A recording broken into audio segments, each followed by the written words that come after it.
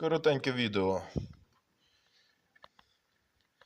Так, трактор 8271, а це фільтр грубої очистки з ЮМЗ 6. От подивіться, повний води, трошки там солярка є.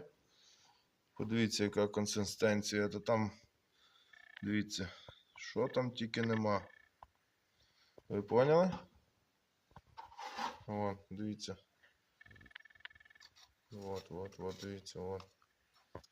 Що це таке? Угу. От такі трактористи, підари, блядь, заїбали вони мене. Блядь, я розумію, що ціни на трактор такі дешеві, бо вони в Гандошині, блін. А тут же ж елементарно, от стойнішку відкрутив болтик і злив.